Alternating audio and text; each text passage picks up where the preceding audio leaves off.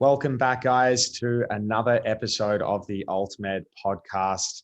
Here, as always, with my co-host, Mitch Kurtz, and a very special guest today. There are a myriad of ways we could introduce, but I will just go with Professor Kylie O'Brien. And welcome, Kylie. We're really excited to have you on our show today.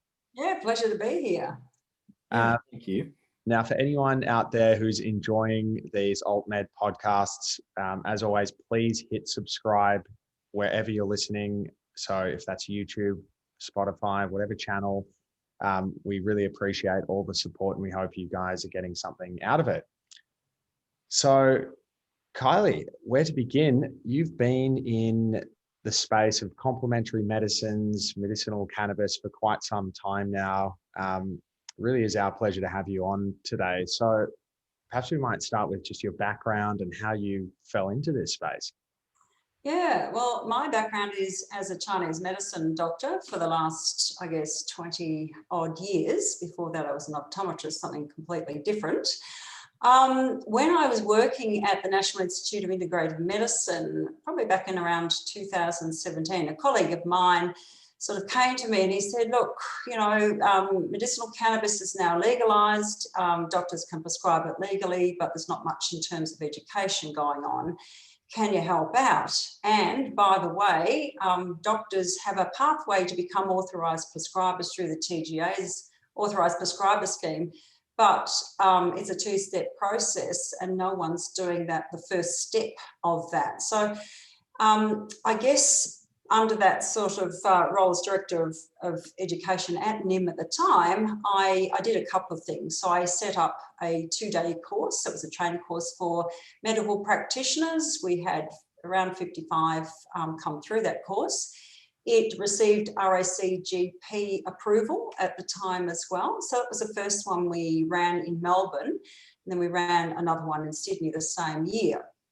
But at the same time, I happened to be on the NIM Ethics Committee at the time. And part of the authorised prescriber process is, so basically to become an authorised prescriber, you have to be approved by either an ethics committee or a specialist college. But the problem at the time was that no specialist colleges were doing such approvals and no ethics committees were either.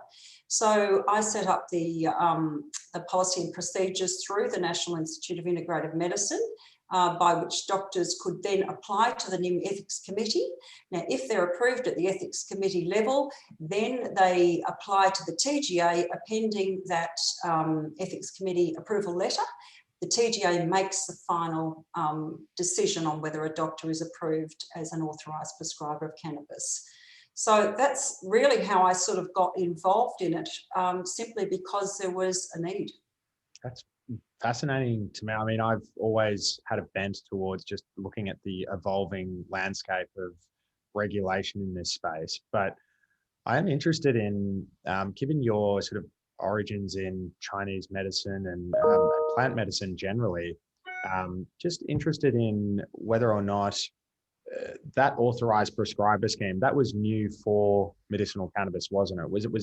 Have you ever sort of experienced anything like that? Or do you feel that from a regulatory standpoint, medicinal cannabis from day one has always been treated under different rules to your ordinary plant medicines? Yeah, look, I guess there's two sort of thoughts around that. So the reason that this authorised prescriber scheme and the special access scheme come into play is that medicinal cannabis is considered an unauthorised good or an unauthorised medicine under the TGA, the Therapeutic Goods Administration. So it wasn't a scheme, in my understanding, specifically set up for medicinal cannabis. It's just that because it's an unauthorised medicine, it falls under that pathway, if you like. It's interesting because I am a Chinese medicine practitioner, so I understand herbal medicine reasonably well. I used to teach herbal medicine. And I guess I see medicinal cannabis as another plant. But in Australia, certainly it's treated as a drug. So cannabidiol, for example, is a Schedule 4 prescription-only medicine. If a medicine contains THC in general, certainly more than 2% of the cannabinoids THC, or if, you know, a medicine is CBD predominant, but it's got less than 98% of the total cannabinoids is CBD, it becomes a Schedule 8 drug. That's a controlled drug. And then, you know, so again, that restricts access. So it restricts access to only doctors and some nurse practitioners, depending on the state. So, yeah, it's difficult because, you know, for me, it's a herbal medicine. It's probably one of the reasons why doctors are perhaps reticent to prescribe it, because it's not the same as a drug in a packet. It is a plant medicine and it needs to be treated as such.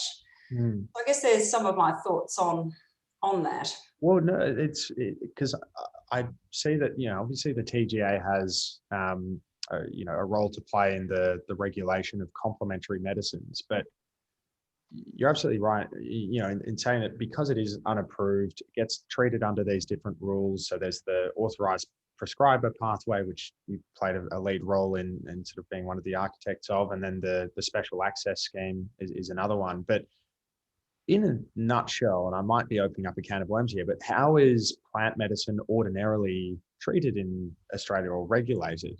Yeah, so anything in a bottle, proprietary medicines, as in complementary medicines, whether it's a herbal medicine or vitamins and those sorts of supplements, are controlled under the TGA. So we have really good quality control mechanisms in Australia for complementary medicine. So I think the TGA does a fantastic job on that. And there's a system of listing or registering complementary medicines, and there's an intermediate one between that, which I think is called assessed listed. So basically, it comes down to what therapeutic claims you want to make about a complementary medicine. So if you want to make a high-level therapeutic claim, then you have to have basically randomized controlled trial data showing safety and efficacy. If you want to make a low-level claim, like something just improves general well-being or something like that, then that's a listed medicine. But you still need to show safety, quality, and the fact that it works as well. So we do have a good system set up around complementary medicines, but medicinal cannabis and CBD in particular don't fall under the umbrella of complementary medicines. They really are treated as drugs. Well, do you think, I'll let you go. the other part of that some people have suggested, or I've spoken to, around the idea that maybe some of the other compounds within cannabis, say terpenes, flavonoids, this type of thing, might be a good candidate for a complementary medicine. Do you have any thoughts surrounding that? Yes, I do. I think that, you know, perhaps they would be ideal in terms of being regulated as complementary medicines. And again, as I said, you know, depending on the level of claim that you want to make about, let's say a terpene product, for example, then you would need to meet the requirements of the TGA. If you're going to make a high-level claim, then you'd have to have, you know, the scientific data necessary. So, yes, I think that there is, you know, a possibility. And look, a year ago, on behalf of a group of different players in the cannabis industry, I actually did put together an application to the TGA scheduling committee to remove cannabidiol completely from the schedules of the SUSMP, that's our drugs and poisons standard. And the TGA put their own application up a couple of weeks afterwards to basically downschedule cannabidiol with certain rules around that to Schedule 3, which is a pharmacy-only medicine. And, you know, there was a public consultation, et cetera, And at the end of the day, though, the TGA's submission to their own scheduling committee was the one that was passed. The problem at the moment, though, of course, is that you know, the companies that have products in the market in Australia don't have their scientific evidence yet to get their products onto Schedule 3. So I think there was a lot of media sort of hoo-ha at the time, and people were sort of ringing up thinking they could suddenly go into their local chemist and get cannabidiol, but it's not the case. Yeah, a lot of irresponsible media reporting, I felt, but perhaps it was, I mean, we are, and even just jumping right into this conversation, it is a bit of a technically dense area. This is not for the faint-hearted. So I suppose perhaps, the journalist didn't appreciate the nuance around the situation. But I suppose in summary, for anyone who is interested, a number of cannabis manufacturers or manufacturers of medicinal cannabis are in the process of conducting trials to be able to support having enough evidence to be listed on the ARTG and have a Schedule 3 medicine available over the counter. But we are still some time away from that. And so for the time being, it remains at a minimum Schedule 4, which is prescription only medicine. But I am interested in when you said before that that you made a separate application to the TGA to see CBD removed from the schedules entirely. Was that what would need to happen potentially in order to have it listed as a complementary medicine? Or yeah, it would. Yep, that's right. Yeah. And so complementary medicines don't fit within any of the existing SUSMP at all. Is that? No, they're most, if anything is on the schedules, is a drug basically, and the schedules just give you different levels of access. So, Schedule 4 is prescription only, so you've got to have a prescription for it. Schedule 3 is a lower one. You can go into a pharmacy and ask the pharmacist. Schedule 8 is a higher level of restriction. That's a controlled drug, like opioids, that sort of thing. I've heard people suggesting that there should be an entirely separate kind of system or infrastructure built to deal with cannabis entirely. Do you feel that that is appropriate, or do you think that we should be making do with the existing infrastructure that we're talking about? I think if you have a separate, there's fors and against, I guess, but if you have a separate sort of setup, you're not really mainstreaming this as another, sort of therapeutic option. You're making it a special case, and you're building a whole sort of regulatory industry, if you like, around something that I really sort of think should be mainstreamed. That's a fair point. I appreciate that. And you've established an international online platform recently. Is that correct? Yeah. So look, under Releaf Group, I have set up the International College of Cannabinoid Medicine, and it is an online education platform for healthcare practitioners. It has around 40 30-minute videos and growing. So we're adding 2-3 new videos each month. Each is focused on a particular clinical area, if you like. So the idea is that we're going to be building up a very big video bank in different clinical areas. Each of the videos has got a 30-minute, sorry, not 30-minute quiz, so a 10-question quiz. You wouldn't want to be doing a quiz for 30 minutes, but no. A 10-question quiz at the end, and once you've done that, then it generates your certificate of completion for CPD, continuing professional development purposes. So we're about to launch that. We have some amazing speakers from all over the globe, really. So I've got almost 20 different speakers from 5 or 6 different countries around the world. And as I said, that group of doctors, researchers, academics is growing. So we're quite excited about, this new platform that, as I said, we're going to be launching in a few weeks' time. And might that expand into other areas of plant medicine? I know it comes up on this podcast from time to time, but we have a real interest in observing some of the MAPS trials that are going on into psilocybin research. Is that an area? No, I think we're going to leave that to the experts in that area. I'm not enough to sort of become an expert in this one fascinating plant. So, yeah, no, we're not going to be branching into other areas. We certainly are interested. We've got other organisations that I think do the greater field of nutritional medicine and environmental medicine really well, like ACNM, the Australasian College of Nutritional and Environmental Medicine. They have some fabulous online courses for nutritional medicine sort of more broadly. So I do see medicinal cannabis as part of a treatment in a holistic way. So you need to address all sorts of, health concerns from all sorts of angles. I don't think it's necessarily a magic bullet. I think you've got to look at health holistically. And so you need to understand those other factors like nutrition and diet and exercise and stress reduction and getting enough sunshine and vitamin D, all those sorts of things that help make you healthy. Absolutely. And I guess with the educational platform and some writing and speaking, no stranger to education. You were recently speaking at maybe a less medical event. Would you like to tell us just a little bit about that? Yeah, I went up and spoke at the Nimbin Mardi Gras Festival a couple of weekends ago in Nimbin, which was amazing. Yeah, no, it was great. And it was a well-attended event.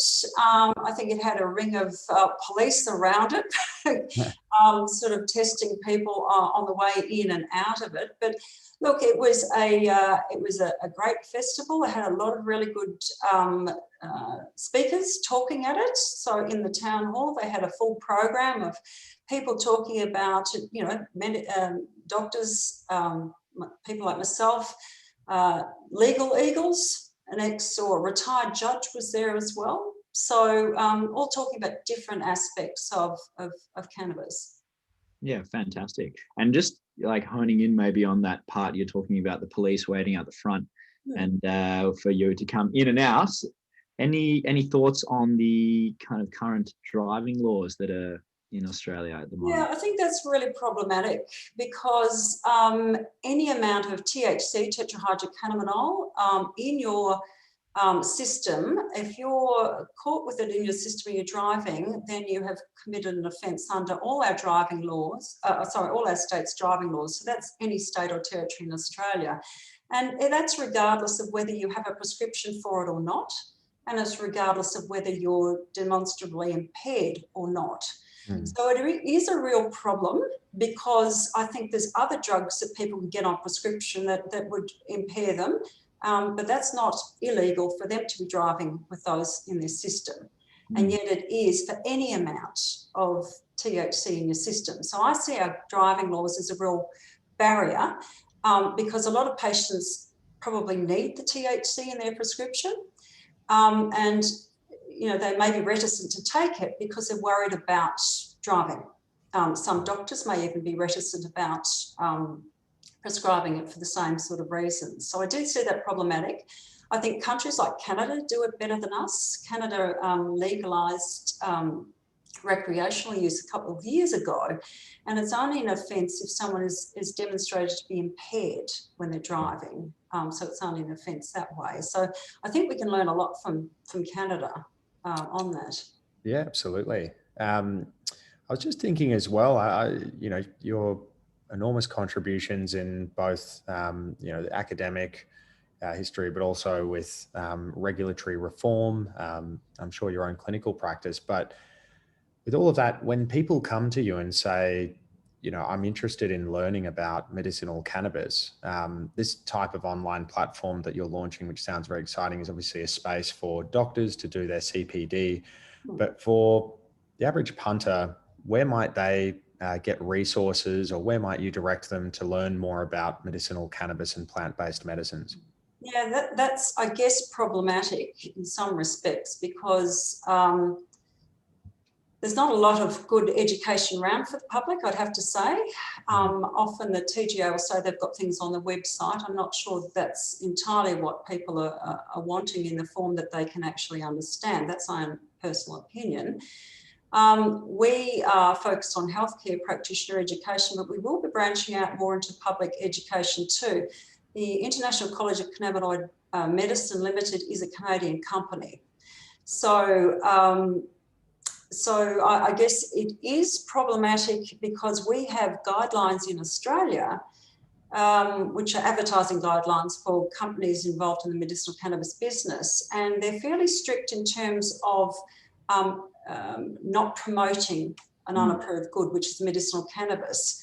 So it does make it a little bit problematic to make sure that you're not stepping over the wrong side of the line in terms of education.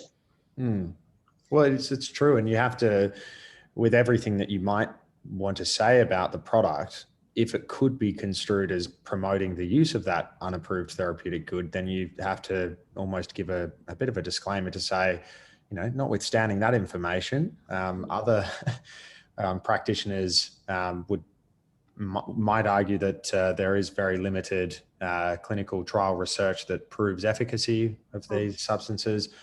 Actually, on that point, you would have seen various people. I think one of the heads of the ANZ College of Anaesthetists came out recently and sort of, I guess, provided that view from the other side of the fence to say, look, I don't recommend that anyone who practices in the field of pain medicine prescribe these products because we just don't have enough information. Do you come across that from time to time, or do you have a view on that? I don't want to sort of cause any controversy here. Yeah, no, I don't want to get into a fight with anyone over the wall.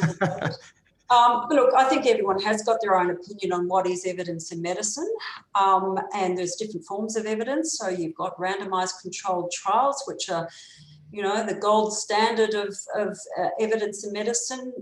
You've got then systematic reviews, which basically pull that data together, and then you've got other forms of evidence, which are case studies and case control studies, et cetera, et cetera. So I've seen those arguments in many different places about there's not enough evidence for this, there's not enough evidence of that. All I can do is go to the, I guess, the literature, which I do, and I look at the systematic reviews and say, well, what are most of these systematic reviews saying? Are they saying that there's adequate evidence or not? And I think in many cases there are. So the National Academies of Sciences, Engineering, Medicine put out a report in 2017. It's a book basically, and it used only randomised controlled trial evidence and systematic review evidence to come up with the, I guess, what is the state of evidence for different clinical conditions. And they stated in theirs that there was conclusive or substantial evidence for cannabinoids or cannabis in the treatment of chronic pain, spasticity associated with MS, and chemo-induced nausea and vomiting, and a moderate amount of evidence for sleep disorders associated with a number of conditions. And for the rest of them, they had less evidence. Now, that's back in 2017. You know, that sort of showed straight away, all right, well, look, you know, they're only using systematic control, systematic reviews and randomised controlled trial data, and yet they've still come up and said that there's substantial or conclusive evidence for, you know, 3 conditions and moderate for another. Epilepsy is another area where there's growing body of evidence for efficacy. So again, it depends on how much you've read, I suppose, and the research is just coming out, you know, every month. So it's something you've got to kind of keep up with. So I think that some people might put out an opinion, but they might perhaps change that opinion 6 months down the track when more evidence becomes available. And so it really does come down to an argument on what you believe is adequate evidence and what you think is inadequate. Yeah. And I think now we're starting to see, you know, with Sativex, Epidiolex, actual, you know, medicines being registered, that it's not just some kind of snake oil. The other thing that I find really hard to ignore is when you consider how difficult it is to access medicinal cannabis generally, how expensive it is on a monthly basis, and the initial consult, and the level of demand that we're seeing from people for even CBD products, which are not, you know, traditionally recreational products that people might use THC for. It's hard to ignore it's hard to imagine that that's all placebo, you know, that somebody's saying it's not effective, and you've just got this overwhelming demand of people, you know, trying to access, and it costing them an arm and a leg and really going out of their way. So does that count for anything? I mean, in your eyes? I mean, experiential evidence is, you know, I mean, herbal medicine really developed on the basis of experiential evidence, didn't it? When you're looking back at ancient cultures of, you know, Chinese medicine, Indian traditional medicine, those sorts of things. So I don't discount people's own personal experiences with it as a form of evidence. It's just not going to be that gold standard in medical, you know, research evidence. That's all. Of course. But I think there's a growing bank of that kind of evidence. There's also a growing bank of experience of doctors in their own clinical practice who are finding, you know, results. Sometimes they might find it doesn't work for different things. So as I said, there's safety issues that need to be considered as well, And I suppose even I'm just thinking back to that news article, but in that field of pain medicine, you would from time to time see people who are in excruciating amounts of pain, really in a very difficult spot, and perhaps more suitable for, really heavy duty opioids, even though that comes with its own corollary problems as well, that have been widely recorded in the opioid. You're right. It's field dependent, isn't it? Yeah, and I guess the TGA make it sort of clear that medicinal cannabis is not a first line, that other things need to have been tried first, et cetera, so they take a conservative approach, which you'd expect. Yeah. And to be fair, on their website, on the TGA website, they do have some good summaries of the the evidence for certain conditions. So, people can go to that and read it as well. They can get that sort of, some of the data from the TGA website, because they have, done a reasonable job in pulling some of that evidence together. But I guess the caveat always is that research and evidence is changing all the time, and it's hard to keep up with it. I'm just curious about this proposal to remove, say, CBD. Mitch and I have a strong interest in a range of other minor cannabinoids, and would like to see all those which are non-psychoactive, potentially removed. But if that were to occur and they were to be classified as complementary medicines, it would remove any requirement that the person have a first-line therapy before trying a complementary medicine. So they would be able to have this. Is that right? And are there other complementary? So. Yeah. If it's just like any other, off-the-shelf complementary medicine, then yes, it would remove that. But while it remains under as an unapproved good and remains on the schedules, it's, as I said, it's treated like a drug. So, and it does have a very low, sort of safety risk profile, those non-psychoactive cannabinoids. So I'm interested in, are there any complementary medicines currently available which have any sort of concerns with safety risk or anything? Look, I think any herbal medicine has the potential, there's herbs that do interact with drugs, and we know that cannabidiol can interact with certain drugs, certainly theoretically, but also not just theoretically, in that there's been a number of studies in the epilepsy field, for example, where they've shown that cannabidiol will interact with particular drugs. So I think that's well documented. But with any herbal medicine, there are a number of different herbs that can interact with different drugs, and these are well known. I mean, there's a very good drug herb supplement database called IM Gateway, which when I was practicing Chinese medicine, I used to look up all the time, because it actually it was a good resource if a patient came in and they were taking certain Western medications, and you could check whether it interacted with any of the herbs or supplements that they might, be taking as well. So, it's many different herbs potentially can interact with other, and drugs interact with drugs too, for goodness sake, So, my dad isn't even allowed to eat grapefruit because of what it can do to his heart medicine. So it's So some foods interact. You're right, absolutely. Yeah. So that's But from my understanding, you wanting to remove it from the SUSMP entirely would mean it would not be scheduled even as a S3 or complementary medicine. At all. S3 pharmacy only medicine. That's right. Yeah. So, I mean, that doesn't necessarily mean people are going to race out and suddenly start to self-medicate. I mean, a lot of people go and see other healthcare practitioners like naturopaths, herbalists, things like that. So, it would be treated, as I said, in my mind, just as any other herbal medicine that you can, and you'd have to have appropriate warning labels and things like that. I think that's just sensible. Yeah. So then what's your thoughts on, other parts of the world where it is not even regulated in the slightest, in that it's basically a food product in the EU? I mean, obviously it probably brings the prices down an awful lot. And I think that's part of the problem in Australia, is that our prices are fairly high for these medicines simply because of, you know, a lot of the costs involved in a regulatory system. I think what we do well in Australia, I'll come back to this, is that we do regulate quality of complementary medicines and medicines very well. So I think that it's really important to have good quality control of any forms of complementary medicines, plant medicine, vitamins, supplements, those sorts of things. So in other countries, I really can't speak with any great expertise on that because I don't know their regulatory systems so well. But I do think that you've always got to look at what's the quality of anything that you're putting onto the market. And I think that's what Australia does really well. We've got a reputation in the world for doing that very well.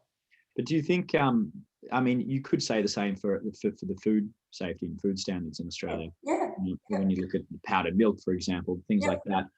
Do you think that there is space for a medical and a non-medical CBD kind of movement, if you will? Yeah, I'm not sure about a non-medical, because I guess I see it as a therapeutic thing, if you like. So yeah, I'm not sure whether I've got any great comments on that, Mitchell. Fair enough. Just for put it you out. were going to spring, Mitch, the question you ask a lot of our guests on AltMed, which is getting them to pick what year Australia might legalize recreational cannabis. We have this hypothetical game we play at the end of some of the podcasts, and we like to ask, you know, you see, I mean, you see it even in New Zealand across the pond. They put it out there a few months ago, you know, thinking about recreational. Do you think that is ever a potential on the horizon in Australia? And if so, when would you imagine the timeline to be? Yeah, that's a really good question. Well, the ACT have at least decriminalised it, haven't they, in terms of recreational use? So that's a start. I think we've got a fairly conservative government at the moment. I'd love to have a referendum here to see what what the rest of the country really thought about it. My guess is going to be somewhere between 5 and 10 years. I'd love to see it sooner, because I actually think that criminalising drugs doesn't work as a public health measure. I think that the countries that have decriminalised have actually, you know, sort of shown better outcomes for people. So I'd love to see it sooner than that, but I'm not that hopeful. I think that perhaps 5 to 10 years, I'm going to put my money on that. That's I tend to sit in the same kind of bandwidth, actually, 5 to 10. I appreciate that, and I agree with the decriminalisation piece as well. It's more of a, I guess, you know, I don't see any reason why cannabis should be any more dangerous than alcohol, for example.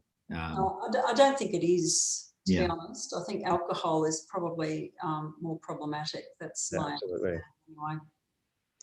Anyway. Well, we'll watch with bated breath and see when this happens. But I tend to agree a more progressive government might need to take the reins, given the interaction of the Commonwealth Narcotics Act and these types of bits of legislation. But if you've got no further questions, Mitch, I was going to just say thank you so much to Kylie for joining us for an episode, and we'll be watching all of your interactions with the TGA with intrigue and interest, and we'll you know, when they finally listen to you and remove CBD from the SUSNP, we will get you on for a sort of celebratory episode. But I'll be more than happy to celebrate that. Yeah, that'd be fantastic. All right, well, thank you so much. We will speak again soon, and take care. Great, thanks guys, pleasure.